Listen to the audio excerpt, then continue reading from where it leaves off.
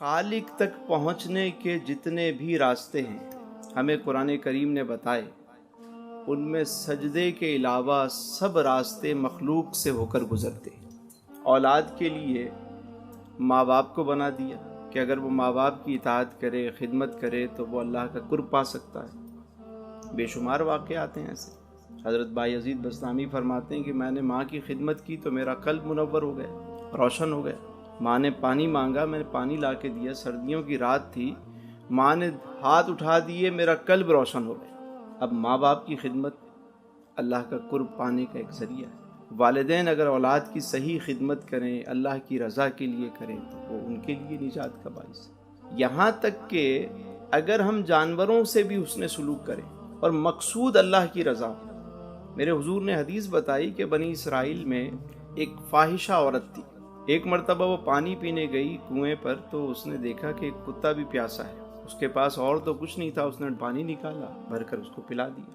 اللہ تبارک و تعالی نے اس عمل کے سبب اس کی بخشش کر دی، یعنی اس وجہ سے اس نے قرب پا لیا۔ بے شمار راستے اللہ تک پہنچنے کے، بے شمار راستے۔ اب دیکھیے، لوگوں کو معاف کرنے والا، لوگوں کو معاف کرنے والا، لوگوں پر احسان کرنے والا اللہ کا محبوب ہے۔ یہ بھی ایک طریقہ ہے، لوگوں کو معاف کر دیں، دل اپنا صاف کر لیں۔ اسی طرح زمین پر اترا کر نہ چلنے والا انسان اللہ کو پسند ہے، اللہ اسے بھی اپنا دوست بنا لیتا ہے۔ ظالم ہونے پر مظلوم ہونے کو ترجیح دینا، یہ اللہ والوں کی نشانی ہے۔ ظالم ہونے پر ظلم قبول کر لیا لیکن ظلم کیا نہیں، اللہ کو یہ ادا پسند ہے۔ ایک بڑا راز ہے یہ، مخلوق کا راز، تقرب حق کے اسرار میں سے سب سے بڑا راز ہے، اور جس پر یہ راز آشکار ہو جائے اس کے دل سے قرب الہی کے چشمے پھوٹ پڑتے ہیں۔ مخلوق کی خدمت در حقیقت خالق ہی کی بندہ خدمت کر رہا ہے۔ ہم سمجھتے ہیں کہ ایک ہی طریقہ ہے، اسی طریقے سے ہی ہم منزل تک پہنچ سکتے ہیں، لیکن اللہ تک پہنچنے کے کتنے راستے، لامحدود ذات، لامحدود راستے، کوئی ایک راستہ نہیں جس پر یہ راز آشکار ہو جائے قرب الہی کے چشمے اس کے دل سے پھوٹ پڑتے ہیں، قلب سے جاری۔ اب دیکھیے، ایک اور طریقہ بھی ہے اللہ تک پہنچنے کا، اللہ کا قرب حاصل کرنے کا ایک شارٹ کٹ راستہ بھی، اور وہ یہ ہے کہ کسی صاحب نظر کی نظر میں آ جانا۔ بھئی اللہ کی تلاش انسان کو کسی انسان تک تو ہی لے جاتی ہے۔ کبھی آپ نے دیکھا کہ کوئی اللہ کا متلاشی ہو، چاہتا ہو کہ میں خالق کائنات کا قرب حاصل کر لوں، تقرب مل جائے، میں مقرب بن جاؤں؟ دن میں ہم 17 مرتبہ یہ دعا کرتے ہیں، اہدنا الصراط المستقیم صراط الذین انعمت علیہم، اے اللہ ہمیں سیدھا راستہ چلا، راستہ ان کر جن پر تو نے انعام کیا۔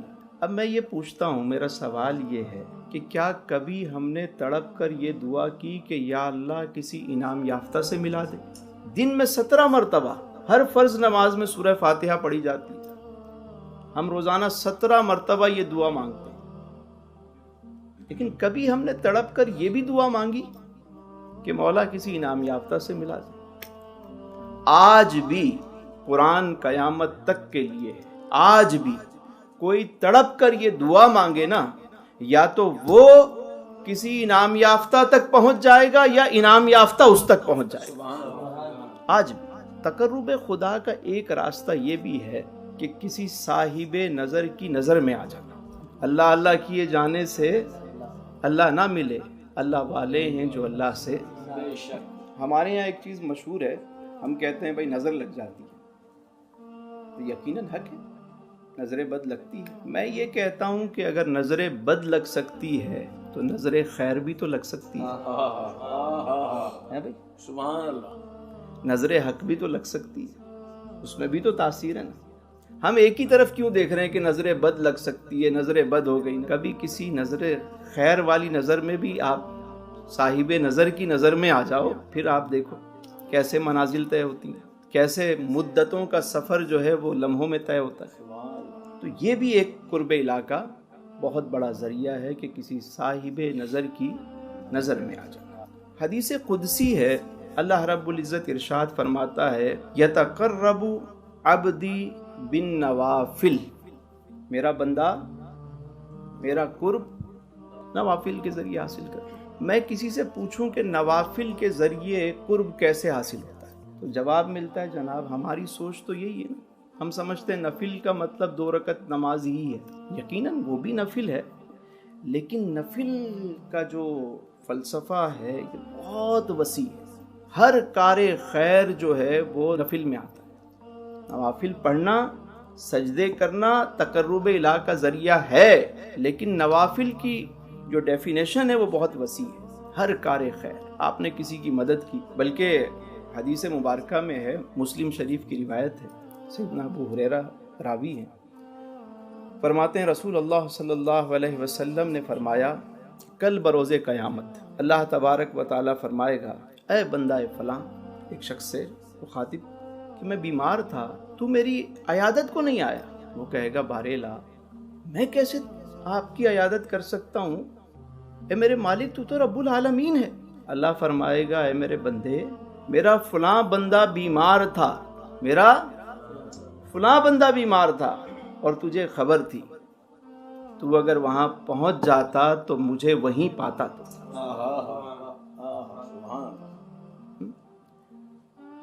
فرمائے گا ایک بندے سے اے میرے بندے میں بھوکا تھا، تو نے مجھے کھانا نہیں کھلایا۔ بندہ کہے گا میرے مالک میں کیسے کھانا کھلا سکتا ہوں جبکہ آپ تو رب العالمین ہیں۔ اللہ فرمائے گا میرا فلاں بندہ بھوکا تھا، اس نے تجھے پکارا تھا، تجھے پتا تھا وہ بھوکا ہے، اگر تو اس کو کھانا کھلا دیتا مجھے وہیں پاتا۔ پھر فرمایا کہ ایک شخص سے سوال ہوگا کہ اے فلاں بن فلاں، میں پیاسا تھا، تو نے مجھے پانی نہیں پلایا۔ وہ کہے گا یا رب العالمین، میں آپ کو کیسے پانی پلا سکتا ہوں، تو رب العالمین ہے۔ اللہ فرمائے گا کہ میرا فلاں بندہ پیاسا تھا، اگر تو اسے پانی پلا دیتا تو مجھے وہیں پاتا۔ تو اللہ تک پہنچنے کے جتنے راستے ہیں وہ مخلوق سے ہو کر گزرتے ہیں، یہ ہمیشہ یاد رکھیں، یہ راز ہے، اس کو سمجھنے کی کوشش کریں۔ کبھی بھی کسی کا دل نہ توڑیں، کبھی کسی پہ ظلم نہ کریں، ظالم ہونے پر مظلوم ہونے کو ترجیح دیں، یہ فلسفہ۔ کبھی معاف کر دیں، چھوڑ دیں، حق سے زیادہ دے دیں، اللہ کی رضا کے لیے۔ جب یہ کام کریں آپ دیکھیں کہ برکت کیسے ہوتی ہے۔ اللہ کو راضی کرنے کا ایک اور شاندار، سب سے افضل و اکمل، سب سے پیارا طریقہ، وہ کہتے ہیں نا زما بھائی، وہ فاسٹ ٹریک، وہ بتا رہا ہوں کہ اللہ تک پہنچنے کا سب سے تیز ترین راستہ کیا ہے؟ جب اللہ سے پوچھتے ہیں، فرمایا قل ان کنتم تحبون اللہ، اے محبوب فرما دیجئے قل ان کنتم تحبون اللہ فاتبعونی، بس میری اتباع کرو۔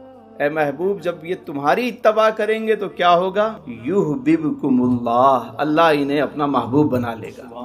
کیسا نسخہ ہے کہ حضور کی اطاعت کر لیں، ان کی غلامی میں آ جائیں، اللہ محبوب بنا لے گا۔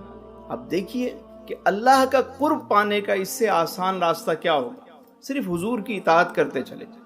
حضور کی شان دیکھیے، صرف حضور کے در تک ہم پہنچ جائیں، کام خود ہی بن جاتے ہیں۔